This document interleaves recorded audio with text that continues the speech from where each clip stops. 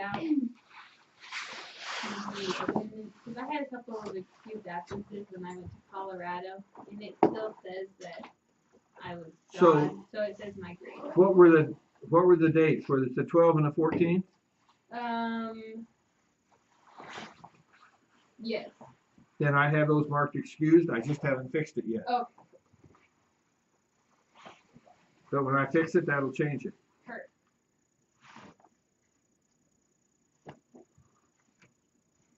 Anybody else have a question about anything?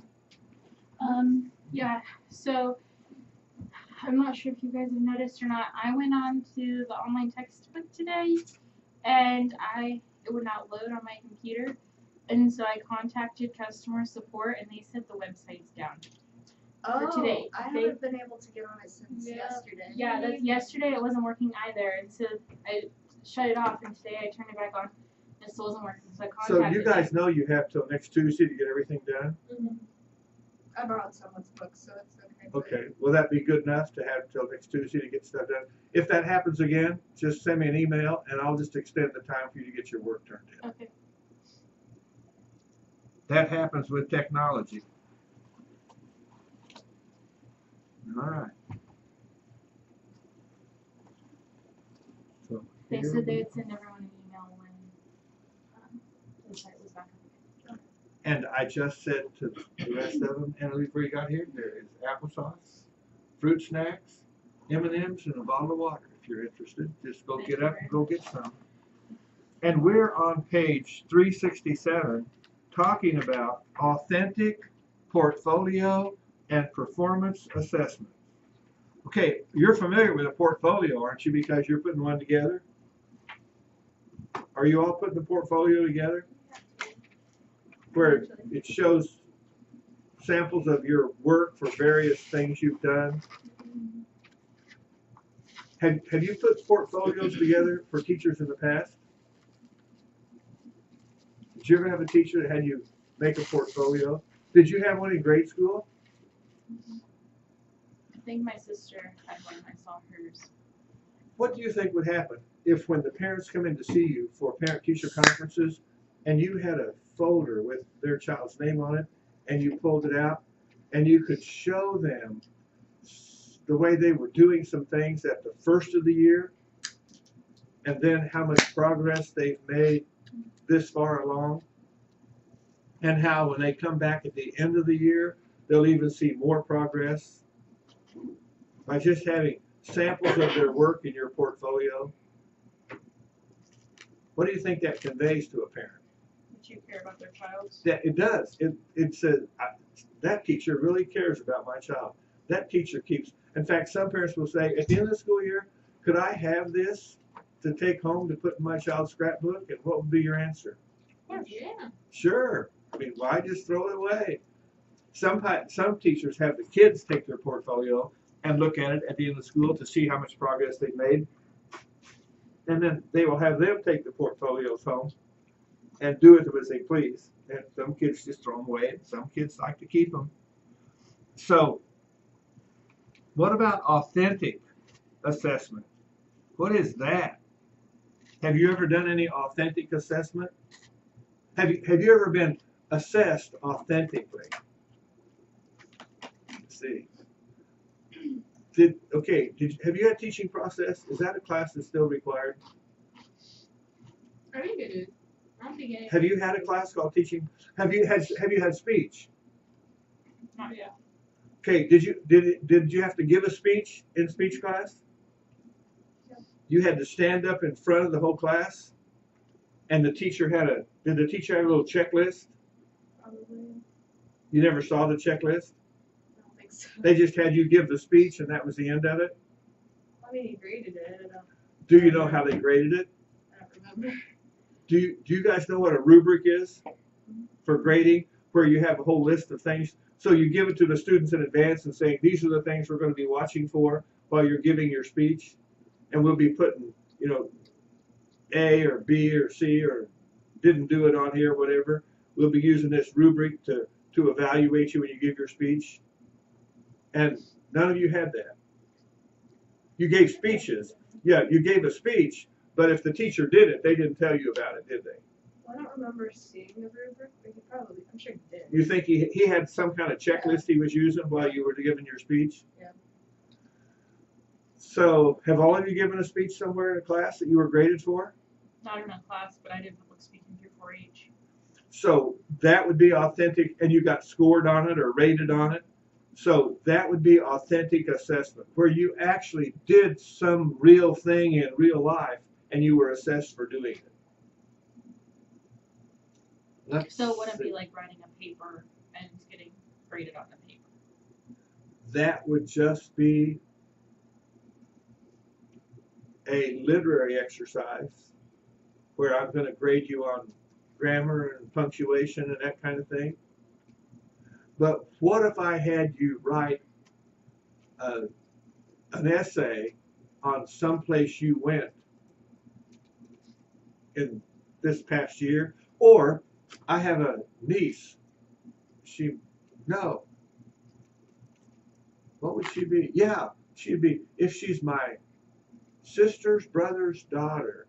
No, my sister's brother's granddaughter. That would make her my grandniece. Or my niece once removed. Yeah, once removed.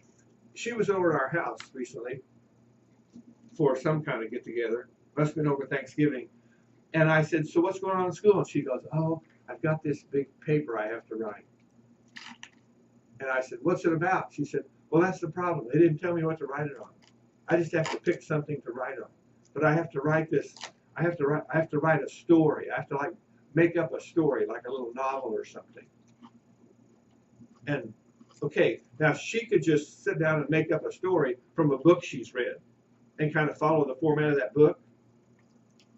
That would be borrowing somebody's idea, but letting them know where you got it and following that format. But I said to her, so have you done anything in the last 2 or 3 years that was really exciting? She goes, yeah, I got my driver's license. And I said, how did that go? I said, I mean, when you took your driver's test, how did that go? What did you think of the questions? She goes, I failed it the first time I took it. I said, oh, that would make a marvelous story. So I said, why don't you make your paper on when I learned to drive? And if that paper's not long enough, when you get through writing about how you learned to drive, then add to it, and some of my scary driving experiences. And you see how she could since then add to it? So she's going to have some things to add to it so it's long enough to satisfy the teacher. Now, why would that be called authentic?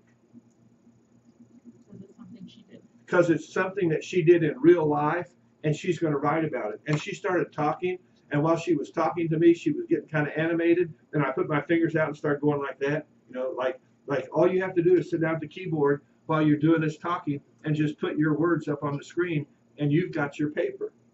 I mean, you'll go put it in the right format and all that kind of thing, but you've got the content.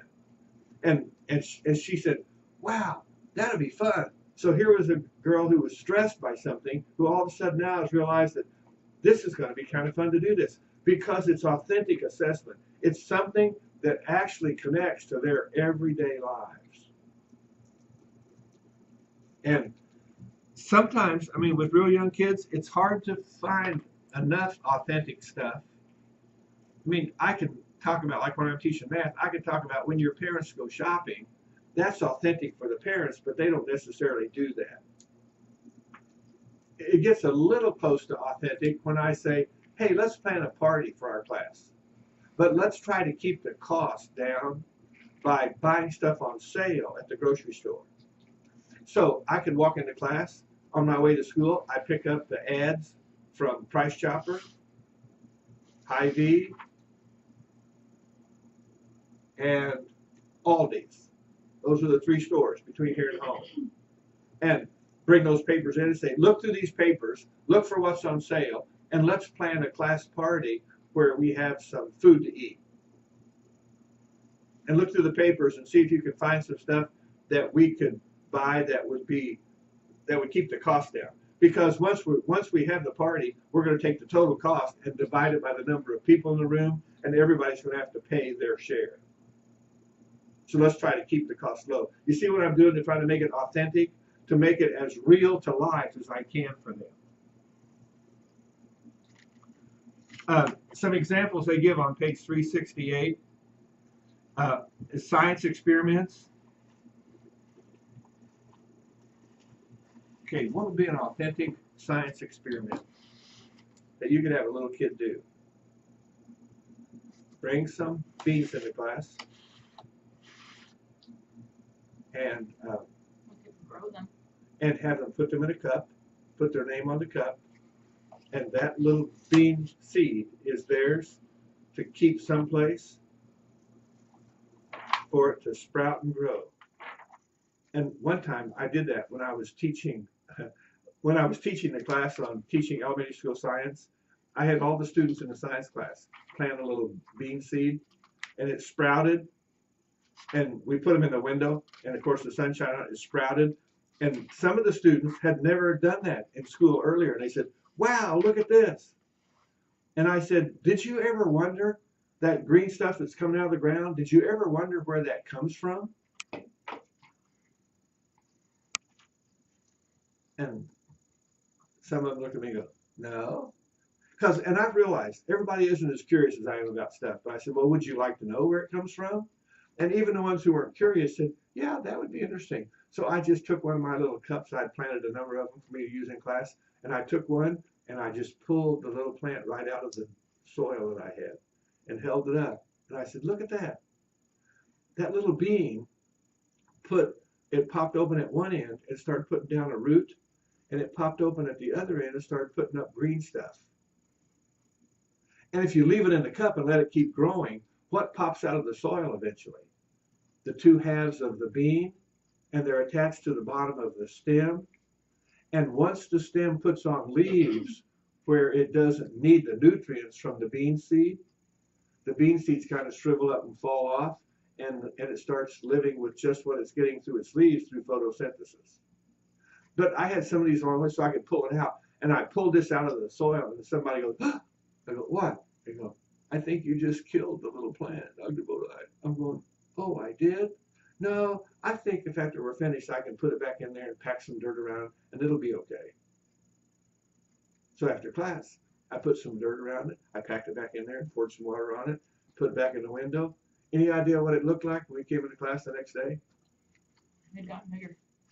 I wish it would have, Annalie. It shriveled up and died on me. How tragic. And I thought, what a neat lesson to learn, for little kids. If you pull it out to see what's going on, you're probably going to kill it. It's such a shock to its system, it can't handle that. So in science experiments, have them plant some things. We had a really cool thing where it was only about this wide. It was like long and it was clear and it was only about this wide. And so when you would plant stuff, you would plant the seed against the side of the container and you could watch it all. Then you never pulled it out. See, that would be cool to see that. Another thing, did any of you ever look at a cell through a microscope and see the cell wall? Did anyone ever have you look through a very expensive microscope at a picture, or not but at a real cell? Did none of you had teachers who had you take a toothpick and scrape the inside of your cheek and put that, and then wipe it on a slide and then cover it? Oh, and then put some iodine on it so it stains it so you can see the cell wall? I was homeschooled. We didn't have expensive microscopes. Oh, you people have been robbed of some science authentic learning. You understand? Instead of looking at you look at a picture of a cell in a book. Okay, you've all seen that, right? In a science book, you've seen a picture of a cell. Okay, what do you think it happens to a kid when you have him take a toothpick and rub it along the side of his cheek, rub it on a slide, cover it, or stain it with iodine, cover it, and then put it under a microscope and look at one of his own body cells and compare that with what he sees in the textbook? It's amazing to these kids. They never forget what that cell looks like in terms of, they go, "Wow." And I said, and inside your mouth, they're just popping off and going away. Our body just keeps making these, and that's what we are, is a whole bundle of these little things all attached together. Different kind of cells for bone and this, that, and here, and something else. So that's all authentic stuff. Write, the book says on page 368, have them write real letters to real people. You're studying politics and you have an issue that you want the kids to learn something about and ask them what they think about it. If the kids have strong feelings about it, what would you suggest they do? Write a letter to somebody that can do something about it. Write a letter to their elected official. And guess what the kids will say? Who's my elected official? Now, you can go to the trouble to find all their elected officials, or you can tell them that that's one of your assignments, to find out who's your representative and what's his mailing address, so you can mail him a letter and tell him what you think about something. Or if he sponsored a bill that we all approve of, tell him thank you for sponsoring that bill and submitting it to the House of Representatives. You could do it on a state level. You could do it on the national level. But you see how authentic that is? And you could even, what? In an older class, just thinking beyond that, and you can't do it with like younger kids because they don't understand it yet. But if you were like doing like a government class, say, with older like high schoolers, and there were differing opinions in the class, you could say, okay, everybody go write a letter stating your opinion. It doesn't have to be thank you or what we approve of. It's That's right. Everybody send a letter. Send a letter. That's what when I taught government class here at Calvary years ago, before we had someone who came here who had a major in government, I'm pretty much willing to teach about anything if they need a teacher. Students couldn't believe it. One of my requirements was you must be a registered voter. And does this surprise you? A lot of college students who had just turned old enough to vote hadn't yet registered. So what did I do to make my assessment authentic? They had to go get registered. And they go, well, what if I'm going to register back home in Colorado? I said, then when you're home over the break, or write a letter to somebody and call your mom and say, Mom, find out how I can get registered to vote, because if I'm not registered to vote, I'm going to lose 20 points in this class. And then I even told them that when there was a campaign coming up, an election, that they had to learn something about, they had to pick a political party that they were interested in maybe working for someday, and they had to find out what that party's platform was. And I even required some students to actually go get involved. One of the assignments was find out where some political action group is and volunteer to do some work with them, to pass out literature or to make phone calls or to do something, just so you get people involved in the real process of what they're learning about. Solve complex problems that require insight and creativity. That's an exact quote from the book on page 368. And here's what I say. Don't make the problems too complex. Being authentic is more meaningful than trying to make it complex. I don't want to require a whole lot. I don't want to raise the bar so high that it's hard for them to reach it. I want authentic assessment to be something that everybody can do. So that means often I'll say, okay, you can either get involved in a political campaign, or you could write a letter to an elected representative and ask them something. I mean, you're going to do something. You could take a political action committee that you want to learn some more about, but I gave them some choices so they could choose. Well, you've already heard that in this book.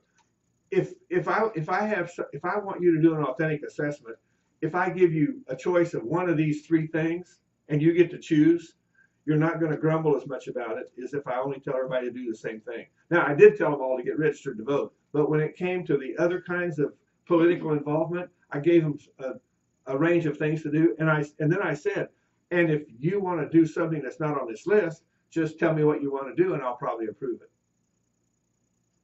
So we've got stuff going in science. What about math? Oh, math, that is so hard. One time I said to the students in class, there was a farmer in the class, and that was here in town, but this guy lived on a farm. It was a girl, and her parents raised cattle. And I said, so when you sell a cow, that the rest of the kids in the class go to the store and buy the meat, I mean, how much does that cow weigh when you sell it? And what will they say? Oh, 1,600 pounds? And so what's a pound of ground beef cost? $3. So 1,400 pounds times $3 is what?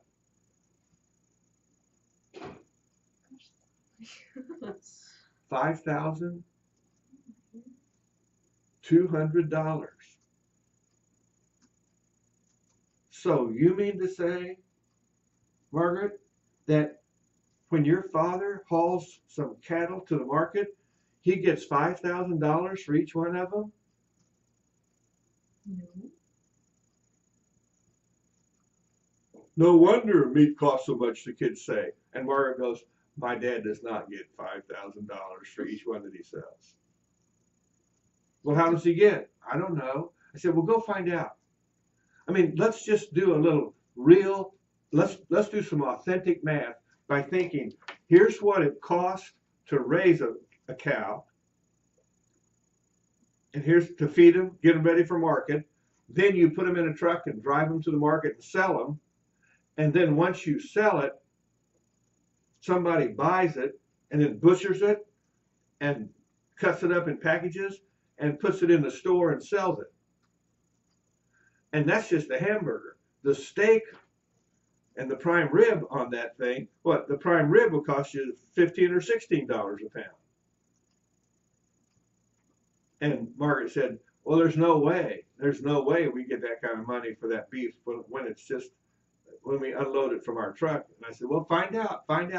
And these kids were so, I mean, when we started doing the math to figure it all out, it's like, how can that happen? Oh, and by the way, guess how much actual meat you get out of a cow that weighs 1,600 pounds when you took them in to sell them? You don't get all the weight from it. There's like bones and stuff. You'll only get about 800 pounds of usable meat. Right. Half of it? Yeah. Because bones and organs and all that. Yeah. And then not even all the meat you can use. Yeah, that's right. And so can you see where we had to start doing the percentages and figuring this thing out? And when we got through with it all, we actually took a trip to a grocery store where they went through a grocery store and wrote down the prices of meat, what the different cuts of meat cost. And they had to even do some research on a normal cow. How many T-bone steaks will you get and how much of this? In fact, we needed some meat at our house. So I said to this girl, do you think your father would, I said, doesn't your father butcher meat once in a while for your family's use? And she goes, yes. And I said, well, next time your father butchers one, would he be willing to sell me half of it? And then wherever they process his, have them process mine and put it in packages for me. So then I took my half of the beef that I paid him for, and then when I went to pick it up, I took the students with me to pick it up, and they counted how many packages of different kinds of meat I had and weighed it and figured out what it weighed. And it was really cool. It was just an authentic exercise in learning something about from the hoof to the table where you eat it and all the math involved in between. And You another probably thing, worked so what? many different types of math. I mean, you have to do ratios and percentages. That's and exactly division, right. That's exactly multiplication, right. And Everything. it just got them involved in doing a whole lot of everyday math. And then another one that I did was with math is I said, you know what? Does your church ever take a missions trip in the summertime? And doesn't every church go on missions trips? So you guys need to plan a missions trip for your youth group at church and do all the research on how much it's going to cost for this trip so they know how much money to raise. Now, when you say do that research, what's involved in taking a missions trip?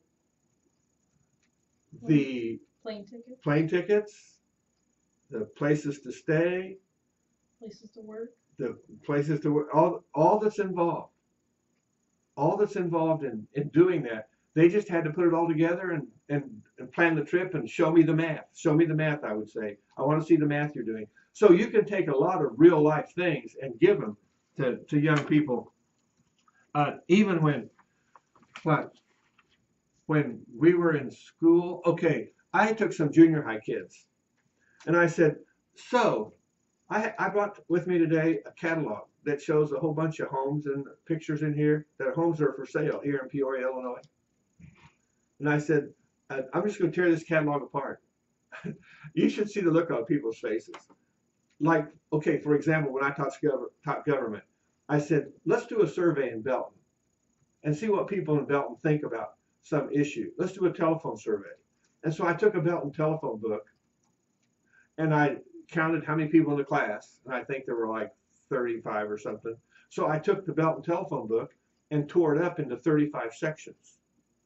So that means if there's 100 pages, there's about 3 pages each.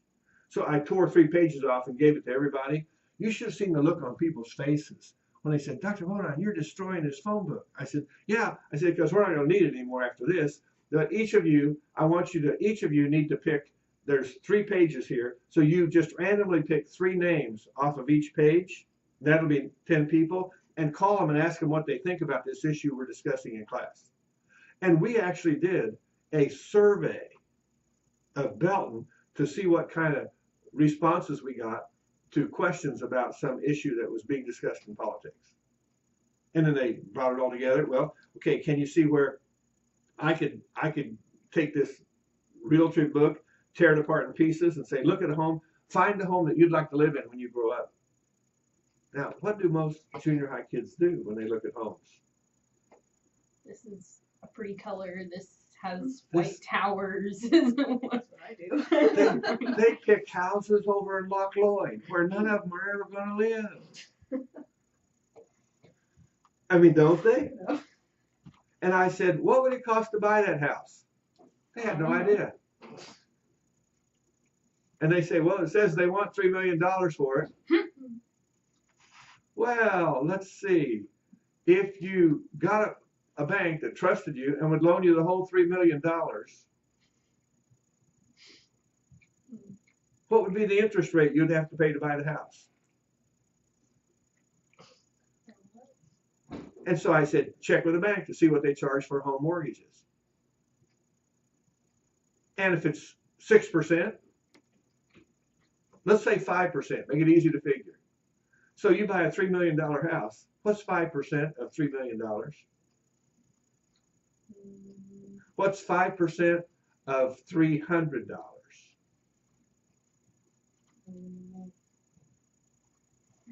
5% of $100 is $5. That's 3,150,000. 150. Divide that by 12. 12,500. What's your house payment just to pay the interest on the home you bought? $12,500. What kind of job are you going to have that's going to make $144,000 a year? I said, you better all be brain surgeons working down at the hospital. So then I said, let's be realistic about this. Let's pick what kind of job you think you might have when you graduate and what kind of salary you might be making. And then do some research based on your salary, how much of your salary, you can do this on the internet, how much of my salary should be allocated for house payment, for buying a home. Then once you know how much is allocated, then you can go backwards. See how you can take math in reverse and calculate how much house you can buy. Whoa. I'm not going to Loch Lloyd now. I'm going down to Old Town Belton.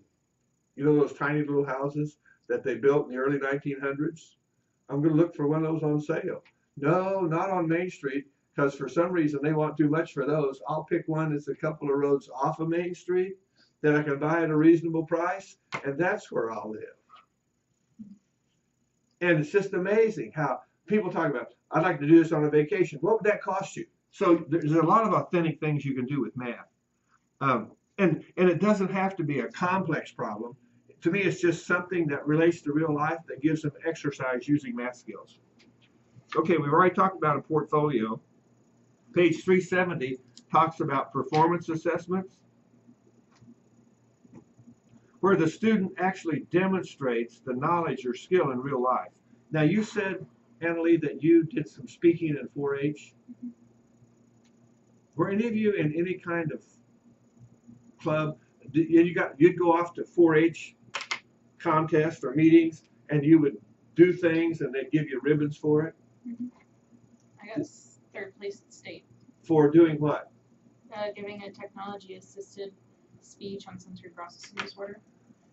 I got a big old blue ribbon in FFA. No, it was in 4-H. In 4-H, when I was in 8th grade, for doing a demonstration on gun safety and how to clean a 12-gauge shotgun. And I took my dad's 12-gauge shotgun into the classroom. Couldn't do that today, could you? And I had a chart on gun safety and demonstrated what you do to keep a gun safe. And then I just took that thing apart. I can almost do it with my eyes closed. So I took that thing apart and cleaned it up and put it back together to show them how you want to take care of a gun. And if you do, it'll last you a long time. And when I was a little kid, that was my dad's gun that my mom got him when they first got married. And now I have that 12-gauge shotgun, and I gave it to one of my grandsons who still uses it to go hunting with. It's pretty cool stuff. But a performance assessment is just something where you actually do something in real life. If I wanted students to measure the height of the flagpole over there at Blue Ridge Christian School, do all of you know enough about geometry to measure the height of that flagpole? I could either, okay, how could you measure the height of that flagpole? You can use the Pythagorean theorem and measure the shadow. Yeah. Coming down and coming down, and if I know the distance from the end of the pole out to where I'm going, and if I know the angle I'm going up, yeah, then I can calculate the height. So you see how I could actually go out there and actually have them do that? But be ready for this if you do something like that. Don't be surprised if somebody says, Mr. Bonine, this would be a lot easier if we just tied a piece of string or a piece of rope to the top hook on the flagpole cord and do what? Pull it up to the top and then hold it down to the ground and put a piece of tape on it, then bring it back down and stretch it out and do what? Just measure it. But see, I thought, hey, it's okay for someone to come up with that idea. I said, well, I want you to do it the other way, just to learn how to do some of that geometry stuff. But you can do it that way too, just that we can check our geometry. What you could do is that you say, yes, that is true, so then we can figure out the angles of, like, or figure out the hypotenuse. That's right. So that's right. Say if you want to do it this way, then we don't want to figure out that other side. And then if I want to do another thing that's authentic, then I can take them down to that little pond by campus here, and I can put a little flag on one side and go put a flag on the other side, and I can say to them, so how far apart are these two flags? Now, is somebody going to say, take a rope and walk across the... Now, in the wintertime, when it's frozen, we could do that. But in the summertime, nope, now we're going to have to use our geometry to find out what that distance is across there. Okay, so that's basically a performance where they just have to demonstrate what they're doing. They just do it in class. I mean, if I was going to have the students learn how to bake pancakes, what would you do? What'd you say? If I was going to have the students learn how to make pancakes, what would you do? Have them, I'd bring in a little griddle thing and have them mix some stuff together and put it on there and cook it and see what it tastes like. And that would not only be authentic, but it would be a performance as well, because now they have to put it together and make it happen. Then you could measure the diameter, the circumference of it. And we could do that circumference stuff. See, once you've done, can you see where once you've done some real life stuff, it's kind of easy to think of some more authentic stuff that people can do? It just grows and grows. And can you see how it makes the classroom more interesting to the students? How they're going to be much more interested in doing some stuff when you're looking for ways to make those connections. It does take some time and it takes some trouble. Just like when I said the story problems in the book, they're not all directly related to life, but if I put all the kids' names in the story problems, all of a sudden they take a new interest in them. On page 371, they show a figure about telling time. By the way, what's your preference for telling time? A digital or an analog clock? I like the exact. Digital? Digital. Okay, analog is what's on the wall. Mhm, right. Digital is where you just look at the numbers on your machine. Which kind do you prefer? Digital? Digital. Digital, yeah. I prefer digital. I don't have much experience with analog clocks, and so Ah, I can't get see, the there it precise is. number. You have all this experience with digital, so that's your preference. I don't wear a watch. I spend all of my life in any place where I'm time conscious. It's in a classroom with analog clocks. So see, when I look at that clock, I don't stop and think what time it is. I look where the big hand is and where it's going to be when class is finished. And think, I have about a half an hour left. You follow what's going on? So I got so used, and I didn't even realize it until someone gave me a digital watch, and so since they gave it to me, I wore it, and I'm going, these things are disgusting. I mean, you can't think about how much time I have to do something, but see, that's what you guys have been, you've done that so much, it's common to you, but see, with little kids, it's like, I don't know, maybe I ought to teach them to do both kinds of clocks so they can see the connections. And that's, now that you say that, I would like that because I'd have to do math. I have to do math while I'm teaching. Whereas that's if I'm sitting there looking at a clock and I'm trying to figure out what time it is, I want a digital clock because it's precise and I know Yes. exactly how much it is. Whereas an analog clock, I don't. But if I know, okay, well, I need here and it's here, And it's well, here, then then I have this much time before I get Right. there, and I can keep right on teaching and kind of keep track of the time Yeah. without stopping to figure it all out. And that's why when that clock in here wasn't working, I said, we got to get rid of that one. I put it in the closet and put another one up there because I have to have a clock that works so I can look up and see where I am and to make sure, and especially the last day of class, I have all this stuff I have to cover, so I have to keep going. Page 372 talks about scoring rubrics for an essay. Page 373 talks about determining grades. The most perplexing and often controversial task you will face. What? Grading your students' papers. The most perplexing and controversial task you'll face. Why is it controversial? Because everybody doesn't have the same standards. So, how do I grade in math? I have you do math homework, and then I have you take a test every chapter, and for that chapter, how much of your grade is, what percent of your grade is homework, Carissa, do you remember? Maybe 30? I really don't 40%. know. Oh, that's better. I like it like that. And how much is test? 60%. Now watch what that means. If a person does all of their homework, 100% of it, they get 40 points out of 100. If they take a test and they only get 50% on the test, but the test I give, they're tough tests, aren't they? The tests are hard, so if they only make 50% on the test, that's out of 60 points, that's only 30. So what's 30 and 40 added together? 70. So that means they can fail the test and still pass the course because of the percentage of the score determined by homework. When I taught at Longview, they would not let me do that. Really? They said, nope, at Longview, the entire grade is determined by test score. The entire grade? The entire grade was No determined. homework? No homework credit at all. If students don't do the homework, they won't pass the test. Oh, I don't like that. That's not. Now, I don't know if it's still that way, but it was back then. So I had to say to students, I had to constantly try to tell students, if you don't do this homework, you won't remember this stuff well enough Yeah. to pass it on the test, and the test is your total score. That's too much pressure on the test. See, that's what now you see, it's just, see, what did we say?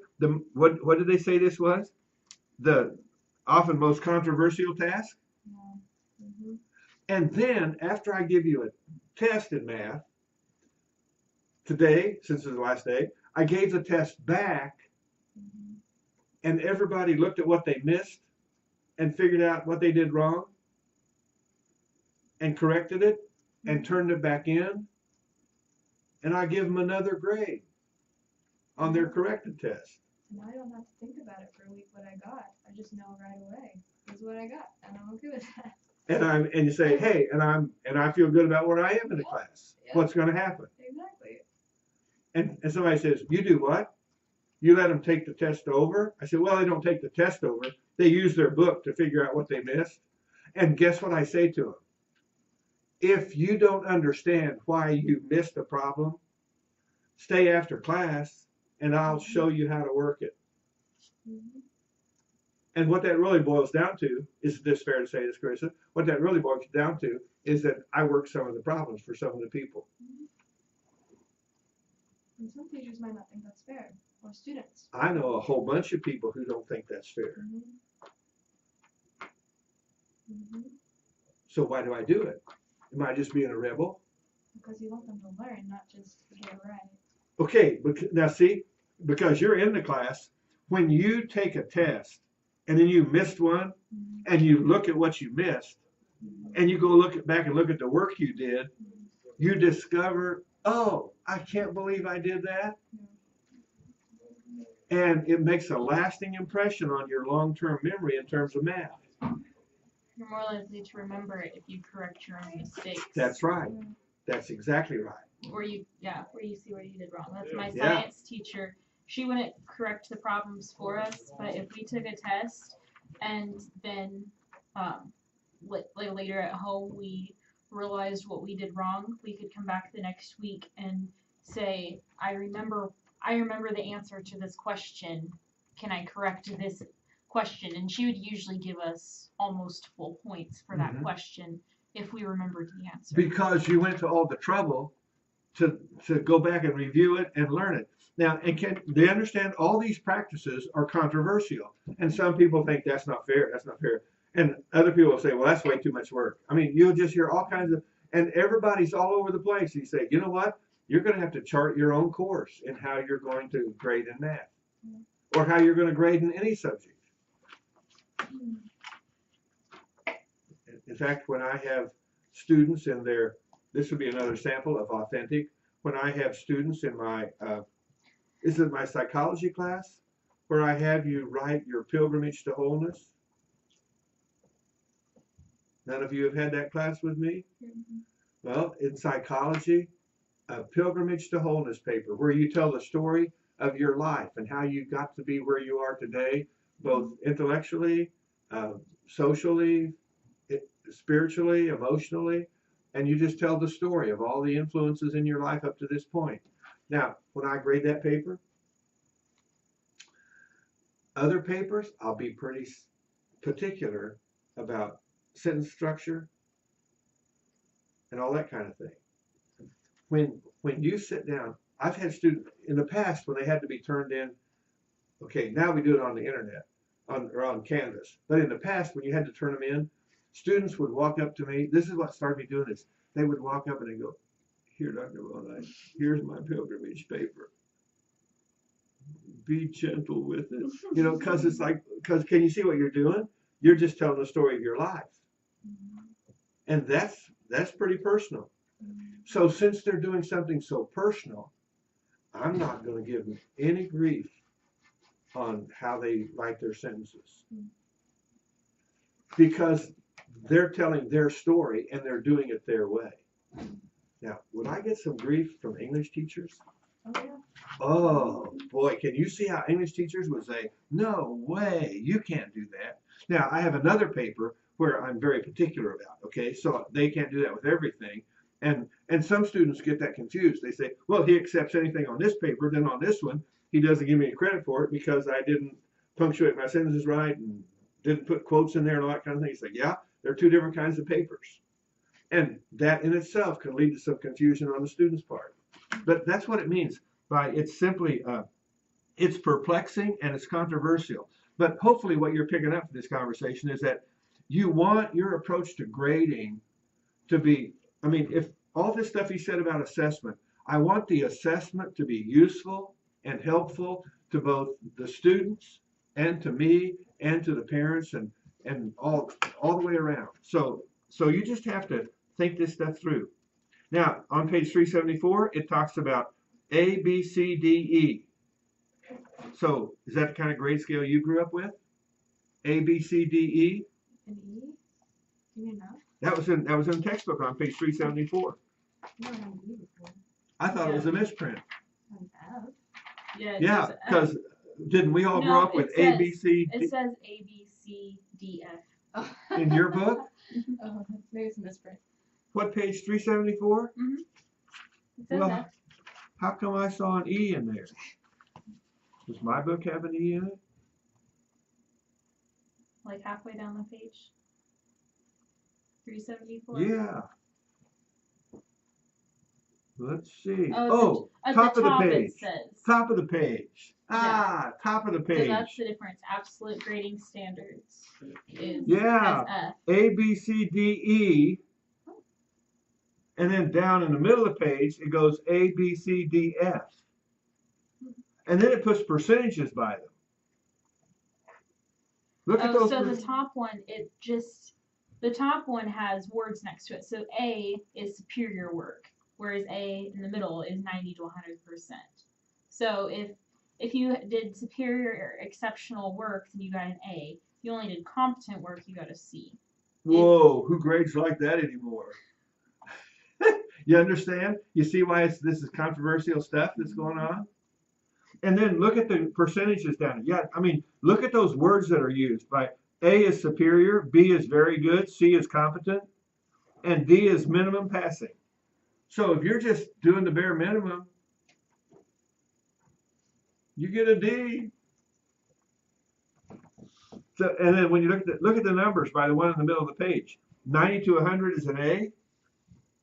Is that the way it is here now? I think. Or is it 94 to 100? Well, they have A plus A minus.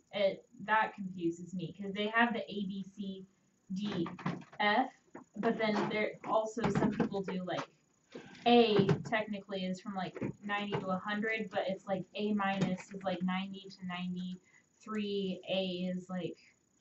In the catalog? Oh, not the catalog, just what I've seen in general. Some people grade. Okay, now can you see where, but this is the catalog. This is what we're supposed to follow here. This is the official law of the Medes and the Persians. You understand? Where that was just like in the book, it shows A is 90 to 100. According to my chart, A is 93 to 100. No, wait a minute. That's A minus is 90 to 92. Yeah, that's what. Oh, so we do embrace that. So some people just say A, B, C, D, E. And guess what? We changed this a few years ago. Maybe about 5 years ago. And I've been working here since 1980. And guess what the rule was in 1980? 94 to 100 was an A. 88 to 94 was a B. 80 to 88 was a C. Whoa. People are getting more lenient, letting people feel And good. can you see how the older generation, the younger generation, can get a little crosswise about this stuff?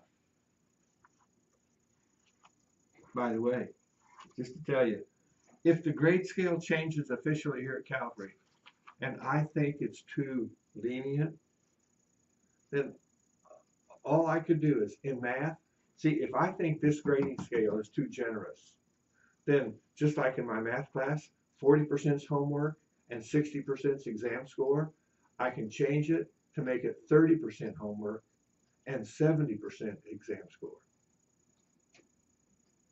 And Emily, since you've been in that class and you know, if you've talked to other people taking the class, I keep telling people, if you don't show your work, I don't give credit.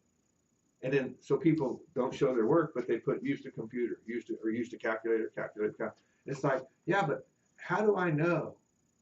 And if people don't want to show me their work, then maybe I need to cut back on the percentage that I give credit for homework, which means that's going to pull scores down because people aren't, the scores on the exams aren't improving over the years. So that's going to pull the overall grade down for the whole course. But just to share with you, part of my own personal thinking is that it's the only math course that people have to have, and it covers a whole bunch of math topics. And I know it's tough math, some of it, and I want students to have a successful experience, so that means I lighten up on what it takes to make a passing grade. So you see how you just have to make some, that in your own head, you sort out, how am I going to grade this stuff? What am I going to do with it? And everybody's not going to agree with you. But in like a situation like that, if you could like let students be more lenient at the beginning of the class for students that aren't showing their work, and then as time goes on, it you know, you say show Then your you work, show become your more work, show your rigorous. work. That's right. exactly And right. See, that's exactly what can happen. if they see a drop in their grade, then Yeah. immediately they're gonna be like, whoa, what's going on? And That's then you right. can It's say, like, what's going start on? It's showing your like, work. because you're not showing your work. That's exactly right. That's exactly what can happen. On page 395, it talks about relative grading. Have you ever been graded on a curve? Mm-hmm. You know what that means to grade on a curve? They're making reference to the normal curve. Where's the normal curve? There's a picture of it in here somewhere. Where is that? Or is it in the next chapter? Maybe that's in the next chapter. Yeah, I think it is. Okay. Yeah, it will be. It'll be in the next chapter. So we'll save that for, well, when we get to that chapter, which is right now. Okay. So basically, The curve is on 391. 391. Okay. See, the ranking they talk about on page 375, where 20% make an A, 20% make a B, 20% make a C, 20% make a D, 20% make an F. No, that's just like 20, 20, 20, 20, 20. The normal curve has a whole bunch of people in the middle. So the other method that's used is 30% make an A, 38% make a B, 23% make a C, 6% make a D. See how you kind of, if 68% of people are one standard deviation from the mean, you're kind of looking for the, now here's again where the controversy comes in. So are the 68% of the people in the middle going to be B students, or are they going to be C students? Or is it going to be the 68% are going to be divided between B and C? And then the ones who are above are going to be A's and D's. You understand what's going on? That's where a person, that's called relative grading or grading on the curve. With usually it's a reference to the normal curve, which means then you're expecting smaller percentages at the two ends and a larger percentage in the middle, making B's and C's. My mom had a teacher that he only let something like 10% of the class or 20% of the class get an A. Yeah. And so there should never be more than 10% of the population in the world getting A's. And see, I said to a teacher one time, but what if, okay, I hear what you're saying, but what if the people in your class are already in the top 10% of the people in the world in terms of IQ? Then are you going to take the top 10%? I'm turning over to chapter 14. Are you going to take the top 10% in the world and cause them, some of them to fail? And only give 10% of them? See, you have to kind of think, what segment of the general population do I have? I will grant that probably intelligence is normally distributed.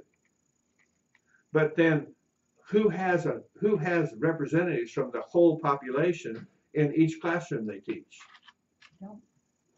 And that's where I think that normal curve stuff, that grading on the curve gets faulty. Did those of you who have someone grade on the curve, did you like it when they graded on the curve?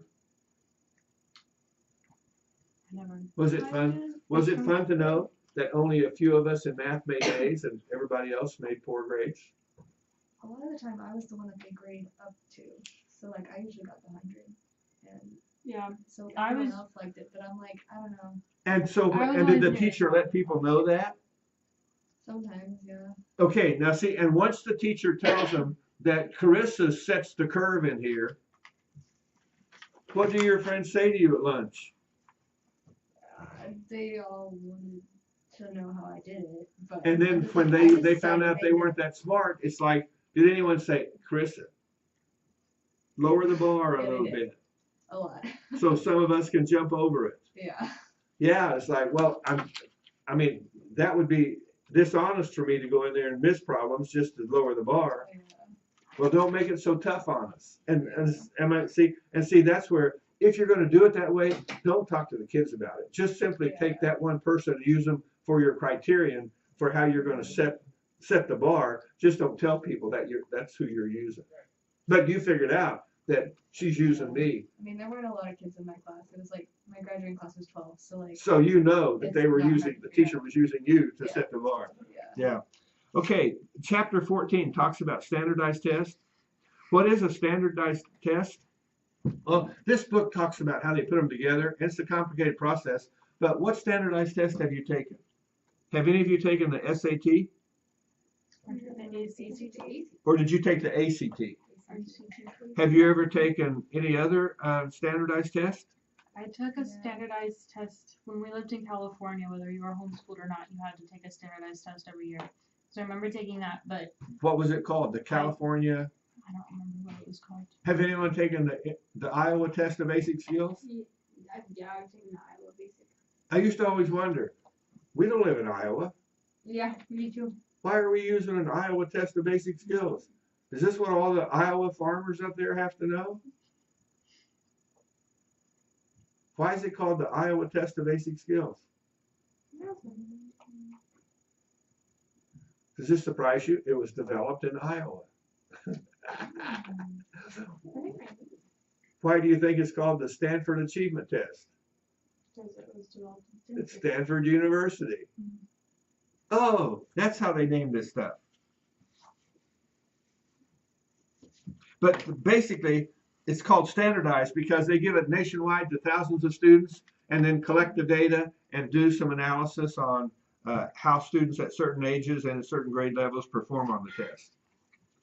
The purpose is to offer, on page 385, the purpose of a standardized test is to offer a yardstick to compare students with other students.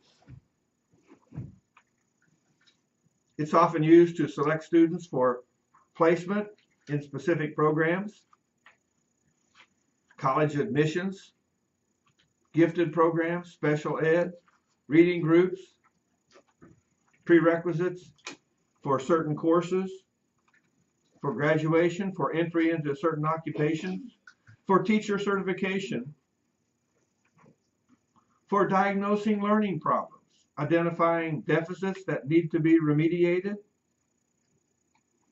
Page 386 says that they're used to evaluate a student's progress, to evaluate teachers and school effectiveness, and to guide curriculum development.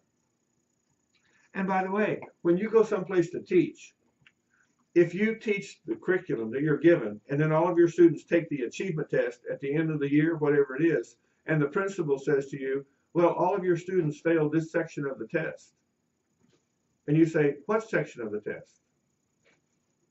And he shows you, it's the section that has to do with geometry, where you learn how to do circumference, area of circles. You go, oh, You go back and, so watch this. This is so funny. You go back and look at your curriculum, look at the lessons they gave you, and guess what you discover? The curriculum left that stuff out. What?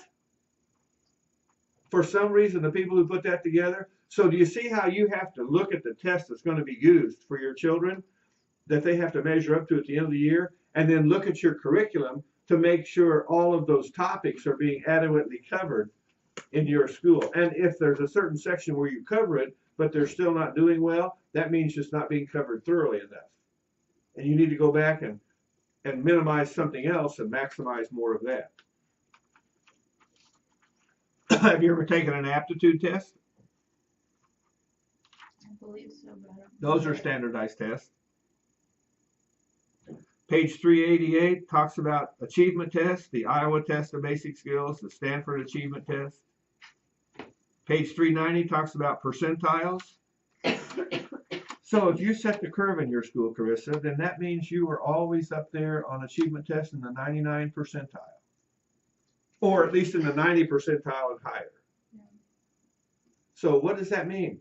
So in math, what were you, 93 percentile? And in language arts, 98 percentile? Or were you in 98 in all of them? Math was probably a little lower, but yeah. So what does it mean if she's 97 in math and she's 99 in language arts? Anyone know what that means? Percentile. That means out of 100 people, there are 97 people who scored lower on the math test than she did. And that means out of 100 people, 99 people scored lower than you did on the math test. I mean, on the English test. Mm-hmm. That's what they mean when they talk about that percentile stuff. But you see, they give the test to thousands of people, so it's out of 10,000 people, 99% of those people scored lower than you did, or 95%. If you're at the 70th percentile, what does that mean? 70 people approximately have scored lower than you did. It also means that 30 out of 100 scored higher than you did. Okay, grade equivalent, that's pretty obvious, isn't it? That means that when you take the test, they show you your percentile rank, then they show you the grade. All the kids who took the test, they look at what grade they're in, and then they say, your score puts you at this grade level. Mm-hmm. And probably, since Carissa talked about that a little bit, I can use her for an example. Probably when she was in grade school, and she took some of these tests, when she was in 5th grade, she was probably testing out at the 9th grade level. I don't remember. They don't ever remember. Maybe they didn't talk to you about it. Well, I wish they gave like the scores right away because you don't remember like it's months later. And it's like, but see, it's just like, so wait a minute. She's in 5th grade and she can do 10th grade work. No, in that subject area, her reading levels are at a 10th grade level. She could understand that work. That's right. She could understand that 10th grade work and perform on the test accordingly.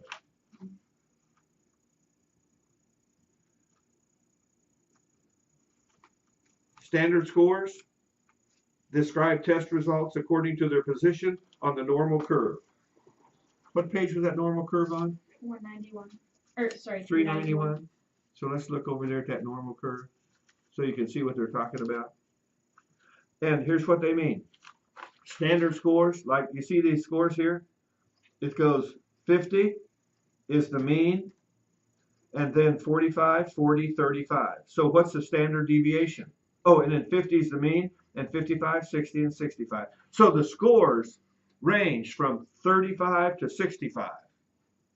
And the mean, the middle score, is 50, and the standard deviation is 5. See what they're saying? That 50 to 55, 55 to 60, 60 to 65. So when they talk about a standard score, they're talking in terms of how much the score deviates from the mean, so many standard deviations above, or once you know the mean and the standard deviation, you can give the standardized score. So on this one, whatever this test score, whatever they were measuring here, if you made a 60, then you see where you were, and then you could calculate, there's a formula for calculating the percentile rank for somebody that scored 60. Okay. And if you haven't had that course yet, you'll have it someday, and it'll make perfectly good sense to you when you do it. Page 396 talks about test validity. What makes a test valid? Are inferences made about students justified? Oh, this test just said that you're in 5th grade and you can do 10th grade math. Let's see, what math do you study in 10th grade? Algebra, geometry. So if in this school they're doing geometry in 10th grade, so I'm in 5th grade, so give me a 10th grade geometry book and I'll breeze right through it? Probably not. What they mean is that my performance on that test was equivalent. I was able to answer the kind of questions 10th graders did. I probably missed the geometry questions, but I scored well enough on other things. You follow what I'm talking about? Is that so that you can't, be careful that you don't make too big of generalizations about this stuff. So is this test valid? Is it telling me valid information about the children who took the test? And then is the content valid? Is the questions that they put on the test legitimate questions to say this person is capable of doing this level of math? And then reliability just means, is this reliable? That means if you take the test today and then 6 months from now you take the test again, you should get the same kind of score. If you don't, then that means the test isn't very reliable. And then it talks about test bias. Biased against or in favor of a cultural background. I thought they did a good example, as an example there. Let's have a reading comprehension paragraph where you read a paragraph and you have to comprehend what the paragraph's about, and it's on a trip to the beach. Now, for someone in Iowa, what would be a more relevant paragraph for them to read than a trip to the beach? I don't know much about Iowa or what their geographic location is, but like if it was around here, then maybe a trip to the woods, trip camping, or trip Can to you the city. see where if the question has to do with the beach, all the people who live close to a beach are probably going to have an advantage. You're standing on the beach listening to the waves. And write a paragraph telling me what you hear. Now see, I'm thinking, what do I hear? Let's see, if it's near the beach, there are probably seagulls. So I'm probably hearing seagulls make noise. You follow me? But you know what they're asking for? Have you ever been to the beach? It's not the seagulls that attract your attention at the beach. What is it? It's the sound of the waves coming in, the roar of the waves. You don't know that unless you've been to the beach. So that's what they mean by the bias of a test. And also they talk about a test can be biased in terms of culture or ethnicity. Page 399 talks about how educators are being held accountable for student achievement. If your students aren't learning, then it's your fault.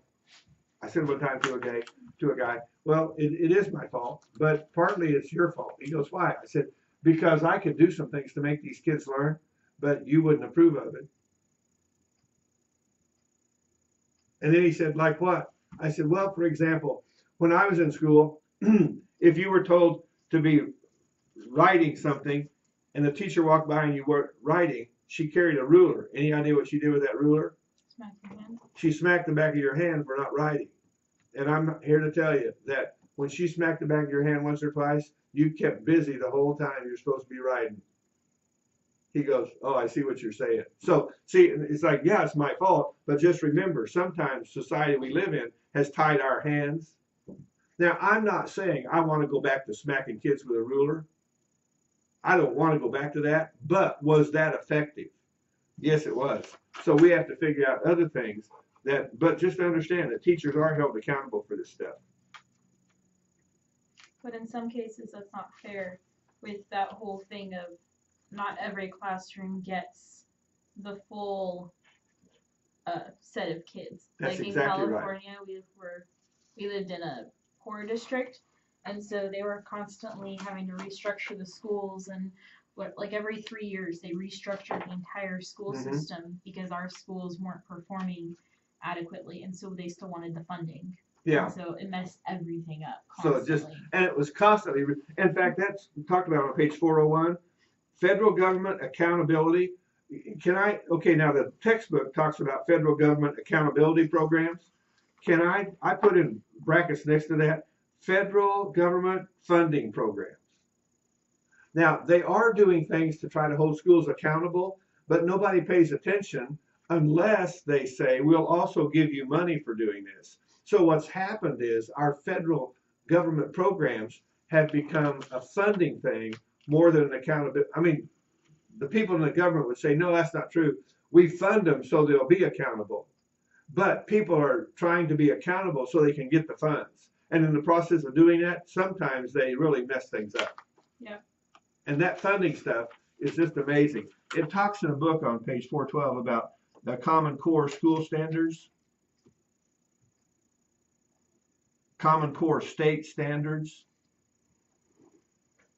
And where was it? Oh, on page 403. I thought this is a very interesting quote from page 403. Listen to this. Hess and McShane, 2013, wonder whether all the fiddling with state and now national standards that have dominated education policy since the 1980s has made any differences. That's a pretty profound statement, isn't it? All this fiddling that they've been doing with the school system doesn't seem to be making any difference. And when you talk about all that fiddling, boy, I have some stuff here that we don't have time to go over, because I just felt compelled to do the history of all the fiddling. And the fiddling started back in the 1980s with the governors getting together to come up with some common standards for schools nationally, so when people moved from one state to the next, there would be some transferability and they would fit in okay. And guess who was one of those governors? Governor Bill Clinton in Arkansas. And guess what happened after Bill Clinton left Arkansas as a governor? He became the president. And guess what he did as a president? Made it mandatory that everyone pay attention. Have you ever heard of Goals 2000? You can Google Goals 2000 and it'll tell you what they had in mind to make the schools of America reach a certain level.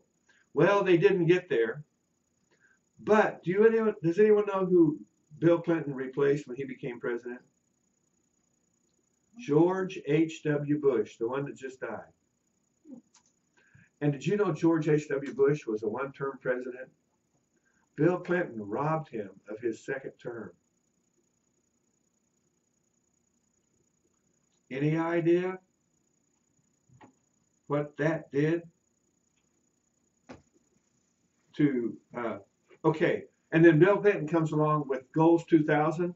Then 8 years later, when George H.W. Bush's son becomes president, what do you think the second Bush president does? Goes back to what his father was doing. He replaces Goals 2000 with a brand new program called No Child Left Behind. Mm-hmm.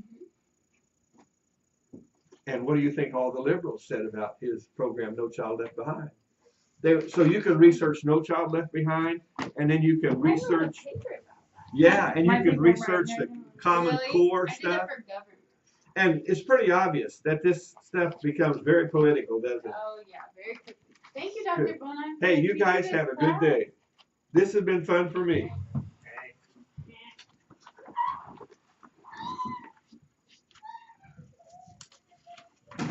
In this town that I grew up in, it was the standardized testing was causing all the problems. It was what? The standardized testing, because the schools weren't performing to that ability.